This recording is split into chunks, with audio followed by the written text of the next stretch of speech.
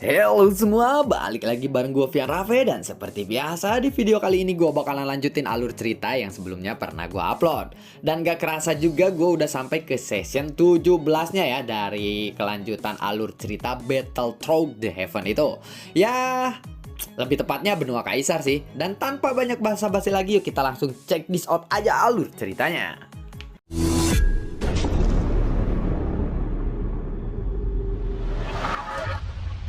Di episode sebelumnya, kedatangan seseorang dari aliansi dewa dan ketiga dewa tertinggi dari tanah hukuman para dewa. Xiaoyan lalu berkata kepada mereka, "Mengapa kalian mencari Xiao Feng? Katakan dengan jujur, lebih baik jangan berbohong kepadaku. Jika kamu berbohong, kamu tidak akan selamat kali ini," ucap dari Xiaoyan yang menggunakan klon tubuh dewa asli. Orang ini sudah basah oleh keringat dan dia memandang ke arah Xiaoyan yang sedang memakai klon dewa asli. Kami hanya mengkonfirmasi apakah dia masih hidup atau sudah mati. Jika dia masih hidup, maka kami harus membunuhnya," ucap dari sang pemimpin. "Siapakah yang menyuruh kalian? Dan apakah yang menyuruh kalian adalah Jin Wuye?" tanya dari Xiaoyan lagi. Saat Xiaoyan bertanya kepada sang pemimpin, dia pun hanya terdiam mendengar kata-kata Xiaoyan. "Kalau bukan Jin Wuye, lalu siapa yang menyuruh kalian?" tanya dari Xiaoyan lagi. Aku tidak bisa mengatakannya, karena itu akan mungkin bisa membuatmu takut," ucap dari sang pemimpin. Kemudian klon dewa asli atau Xiaoyan itu lalu melangkah maju dan menampar wajah sang pemimpin. Pak! Buar! Dengan tamparan ini saja, itu sudah bisa membuat seluruh wajah pemimpin itu berubah bentuk. Kemudian dia memandang ke arah klon dewa asli dengan sangat ngeri. Dia tidak menyangka klon dewa asli akan begitu kejam. Klon dewa asli pun menarik kembali telapak tangannya. "Untungnya, aku telah bisa mengendalikan kekuatanku. Jika tidak, maka kepalamu itu pasti akan langsung terputus," ucap dari Xiaoyan. "Sekarang, aku bertanya lagi kepadamu.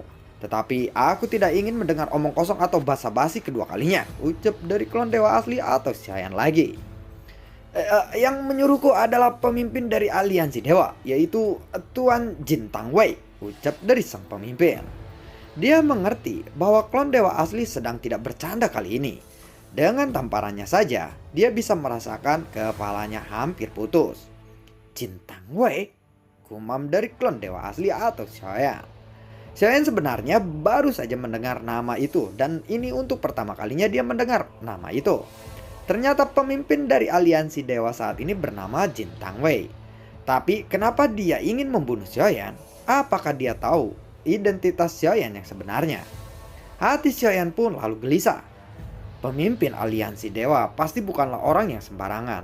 Dalam pikiran Xiaoyan, seseorang Jin Tangwei yang seorang pemimpin aliansi dewa tidak ada alasan apapun yang membuat dia ingin membunuh Xiaoyan, kecuali jika dia sudah mengetahui identitas Xiaoyan yang sebenarnya. Namun jika ini benar, kenapa dia malah mengutus seseorang fighting god bintang 7? Atau mungkin dia hanya sedang menguji Xiaoyan saja. Kalau identitasnya benar-benar terungkap, mustahil yang memburunya itu hanyalah rombongan-rombongan kelas tadi seperti ini. "Sepertinya dia sedang mengujiku," ucap dari Xiaoyan di dalam hatinya. Meskipun Xiaoyan belum pernah bertemu dengan pemimpin aliansi dewa, Xiaoyan memiliki beberapa tebakan mengenai maksud dari semua ini. Dan bahkan dia juga berpikir bahwa orang yang memasukkannya ke dalam tanah hukuman para dewa ini adalah Jin Tangwei. Jika dia benar-benar tahu identitas Xiaoyan yang sebenarnya, dia seharusnya bisa sepenuhnya melenyapkan Xiaoyan secara langsung daripada harus mengirim dulu Xiaoyan ke tanah hukuman para dewa ini. Karena Xiaoyan masih hidup sekarang, maka hanya ada satu kemungkinan. Niat sebenarnya dari pemimpin aliansi dewa bukanlah untuk melenyapkannya, tetapi dia ingin mengasingkan Xiaoyan dari sini. Pemimpin aliansi dewa sebenarnya hanya menggunakan Xiaoyan sebagai mainannya saja. Dan dia bahkan tidak berpikir bahwa Xiaoyan akan berhasil bertahan hidup di sini. Dia merasa bahwa tidak mungkin Xiaoyan bisa keluar hidup-hidup dari tanah hukuman para dewa ini. Jika Xiaoyan benar-benar keluar dari tanah hukuman para dewa, Jin Tangwei pasti akan menyadarinya. Dan dia akan membandingkan Xiaoyan dengan Lao Tian. Setelah Xiaoyan merasa sedikit ragu-ragu, dia pun melihat kembali ke orang itu. Jadi Jin Tangwei mengirimmu ke sini, lalu yang membuang Xiao Feng ke sini, siapakah dia? Apakah itu juga Jin Tangwei atau Jin Wuye yang mengaturnya? Tanya dari klon dewa asli. Aku tidak akan menjawab pertanyaanmu lagi. Memangnya siapa kamu? Tanya dari sang pemimpin itu. Aku adalah orang yang menginginkan nyawamu, jawab dari klon dewa asli. Jika kamu berani membunuhku, aliansi dewa tidak akan pernah membiarkanmu pergi dari sini, ucap dari sang pemimpin itu. Xiaoyan pun lalu berhenti berbicara. Sepertinya dia juga sudah terlalu malas untuk omong kosong. Jadi, dia pun mengangkat tangannya dan menampar lagi dengan keras. Lalu kepala orang itu pun langsung meledak. Pak! Buar! Saat jiwanya terhempas, Xiaoyan lalu membuka mulutnya dan menelannya secara langsung. Orang-orang yang melihat pemandangan itu dengan sangat jelas, ekspresi mereka pun berubah ketakutan. Li Zhu, Fang Yi, dan juga Qiu Yi atau orang-orang yang ada di depan mereka benar-benar sangat ketakutan. Mereka berhadapan dengan orang yang benar-benar kuat dan tidak memiliki rasa takut sama sekali, bahkan diancam dengan aliansi dewa sekalipun. Setelah membunuh pemimpin jenderal aliansi dewa itu, Xiaoyan pun tidak berbuat apa-apa lagi. Tidak ada gunanya membunuh orang-orang itu di sini. Alasan Xiaoyan membunuh orang ini adalah untuk memberi peringatan kepada Jin Tangwei. Baiklah, ayo kita pergi. Masalah ini sudah selesai, ucap dari Xiaoyan sambil menoleh ke arah Dong Haiyuan. Dong Haiyuan pun lalu tercengang. Dong Haiyuan akhirnya tidak menolak ajakan Xiaoyan kali ini. Meskipun Dong Haiyuan juga sangatlah kuat, Dong Haiyuan mengerti bahwa sosok di depannya ini benar-benar lebih kuat darinya. Lalu Dong Haiyuan dan juga klon dewa asli pun masuk ke lubang hitam lagi. 1000 orang yang berada di kapal semuanya berkeringat dingin. Karena pada saat ini mereka merasa kematian benar-benar begitu dekat dengan mereka. Padahal yang muncul hanya 2 orang saja. Kekuatan macam apa itu tadi? Gumam dari Qiu Yi. Seseorang yang sudah mencapai immortality tidak akan bisa kita nilai seberapa kuat kekuatannya, ucap dari Li Zhu. Saat ini, Li Zhu masih memikirkan siapa orang yang telah mengkhianatinya. Kemudian, Li Zhu menoleh kepada orang-orang aliansi dewa yang lainnya. Tuan, apakah Xiao Feng ini akan segera dibunuh? Tanya dari Li Zhu. Kami akan segera kembali ke aliansi dewa terlebih dahulu untuk melaporkan hal ini. Aku tidak menyangka ada penjahat yang berani membunuh jenderal dari tentara surgawi. Dia hanya sedang mencari jalan kematiannya sendiri, ucap dari orang itu. Mendengar itu, Li Zhu pun langsung mengangguk. Dia pun segera meninggalkan pulau kematian para dewa ini. Tetapi sebelum mereka mencapai tempat tujuan mereka, orang-orang ini mati dibunuh oleh Li Zhu. Sep, sep, sep, sep, sep. Li Zhu, kamu berani membunuh orang-orang dari aliansi dewa ini? Bukankah itu mencari kematianmu sendiri? Ucap dari Fang Yi. Dia merasa khawatir saat Li Zhu melakukan semua ini. Dan aliansi dewa, terutama pasukan surgawi, semua orang pasti akan tahu tentang kematian para jenderal ini. Dan pada akhirnya Jin Wuye akan mendengar soal kabar itu. Pasti akan ada gemparan di aliansi dewa, terutama di tentara pasukan surgawi. Bisa dibilang, para petinggi aliansi dewa yang masuk ke tanah hukuman para dewa tidak pernah ada yang terbunuh sepanjang sejarah aliansi dewa. Karena namanya sendiri adalah aliansi dewa. Nama itu sangatlah menakutkan. Siapa yang berani menyinggung aliansi dewa di tanah hukuman para dewa, itu sama saja dengan mencari kematiannya. Seseorang jenderal fighting god bintang 7 itu pasti memiliki posisi yang sangat penting di dalam aliansi dewa. Tetapi jenderal itu telah mati di tanah hukuman para dewa. Sementara itu di aula utama, Jin Wuye masih meninjau sebagian besar hal yang dilaporkan oleh seseorang. Setelah Jin Wuye berbicara, slip giok di tangannya pun lalu terangkat. Di tanah hukuman para dewa ada seseorang yang bisa membunuh fighting god bintang 7, ucap dari Jin Wuye ketika dia melihat giok itu.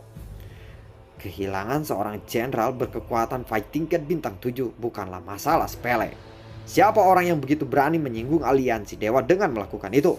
Padahal tanah hukuman para dewa hanyalah berisi orang-orang yang berdosa saja. Kalau begitu, aku akan mengirimkan rantau untuk memimpin 10.000 pasukan surgawi ke sana. Dan dia harus membunuh orang yang telah berani menyinggung aliansi dewa kali ini. Dan dia juga harus membunuh Xiao Feng, ucap dari Jin Buye. Sedangkan Jie yang masih tidak tahu apakah Xiao Yan masih hidup ataukah sudah mati. Setiap kali dia mendengar kabar tentang tanah hukuman para dewa, Jie selalu berharap ada kabar mengenai Xiao Yan itu atau Xiao Feng. Tetapi tidak ada kabar sama sekali mengenainya. Saat ini 10.000 pasukan surgawi sudah datang ke pintu masuk tanah hukuman para dewa. Dan pria perkasa bernama Rantau pun menggunakan baju besi berwarna emas. Ikuti aku untuk masuk ke tanah hukuman para dewa. Karena di dalamnya ada sekelompok penjahat yang telah melakukan kejahatan yang besar. Kita harus membunuh mereka semua, ucap dari Rantau. Lalu semua pasukan surgawi pun berteriak serempak.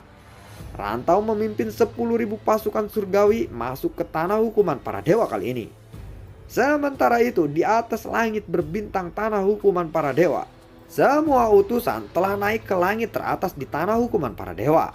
Kemudian dari lubang teleportasi berasal dari aliansi dewa bermunculan 10.000 pasukan surgawi. Dan semuanya menggunakan jubah besi emas. Mereka terlihat seperti para dewa yang turun dari langit. Semua utusan ini merasakan tekanan yang sangat kuat saat mereka datang. Dan semua utusan pun langsung menundukkan kepala mereka. Di mana orang yang telah bertanggung jawab di tanah hukuman para dewa ini? Ucap dari Rantau. Semua utusan pun hanya terdiam mendengar kata-kata itu. Tubuh mereka pun sampai gemetaran. Setelah hening beberapa saat, Rantau lalu berteriak lagi. Apakah kalian tuli? Kenapa kalian semua diam saja? Siapa orang yang bertanggung jawab di sini? Ucap dari Rantau lagi. Lalu ada satu orang utusan segera melangkah ke depan. Dan dia pun segera membungkuk, mengepalkan tinjunya untuk memberi hormat. Yang bertanggung jawab di sini adalah 3 dewa bernama Lizu, Fang Yi, dan juga Qiu Yi. Dan mereka sedang berada di dalam pulau kematian dewa, ucap dari utusan itu. Bawa kami ke pulau kematian dewa sekarang, ucap dari Rantau. Orang ini langsung mengangguk dengan cepat. Dan dia pun langsung mengantarkan mereka ke pulau kematian dewa. Adapun Lizu dan yang lainnya sebenarnya sudah dalam perjalanan untuk kembali. Saat mereka mengetahui bahwa aliansi dewa akan datang lagi, Lizu pun lalu terkejut. Karena dia tidak menyangka mereka akan datang secepat itu. Sepertinya kita tidak bisa kembali kali ini. Kita harus pergi ke pulau kematian dewa terlebih dahulu. Jika mereka tidak melihat kita ada di pulau kematian para dewa, mereka pasti akan membunuh semua utusan, ucap dari Qiu Yi. Mendengar itu, Lizu pun lalu mengangguk. Masalah ini menjadi semakin besar. Ini bukan lagi sesuatu yang bisa kita tahan. Lizu, idemu ini benar-benar tidak masuk akal. Jika kamu ingin selamat, lebih baik lupakan saja ide konyolmu itu, ucap dari Fang Yi. Hahaha, Fang Yi, aku tahu sebenarnya kamu yang telah membocorkan semua informasi ini kepada mereka, bukan? Tetapi ini bukan saat yang tepat untuk perdebatan. Apakah ideku ini akan berhasil atau tidak? Kita lihat saja nanti, jawab dari Lizu. Aku hanya baru memberitahu sedikit tentang hal ini. Jika aku benar-benar telah membocorkan rencanamu itu, apakah kamu pikir kamu akan masih hidup sekarang? Ucap dari Fang Yi. Cuy, kelakuanmu benar-benar menjijikan, ucap dari Lizu. Fang Yi, entah ini akan berhasil atau gagal, kita harus mencobanya. Kamu tidak boleh berkhianat, ucap dari Qiu Yi yang mendengar percakapan mereka. Qiu Yi sudah memiliki niat membunuh yang sangat kuat di matanya. Jika Qiu Yi dan juga Lizu menyerang Fang Yi secara bersamaan, pasti Fang Yi akan bisa langsung dikalahkan. Namun mereka tidak melakukan itu. Baiklah, sudah lupakan saja. Kita akan pikirkan lagi nanti. Sekarang bukan waktunya untuk kita berkonflik satu sama lainnya.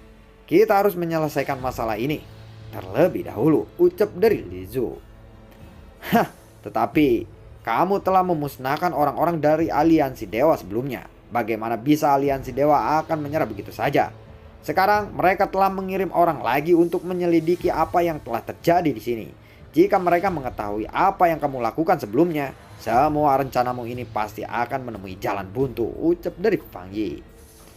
Sungguh bahkan jika aku dan juga Li Zu mati, kamu pun akan ikut mati bersama kita, ucap dari Qiu Yi. Mari kita lihat dulu bagaimana situasinya. Aliansi dewa bukanlah sesuatu yang bisa kita lawan.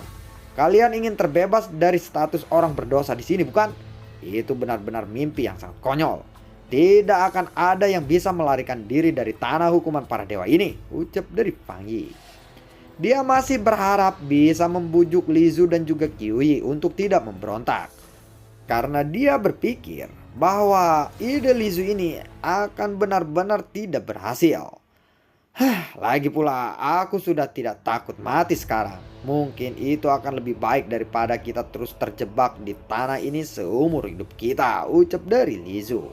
Kalimat ini benar-benar membuat Fang Yi merasa bodoh. Memang jika tanpa kebebasan, apalah arti hidup itu?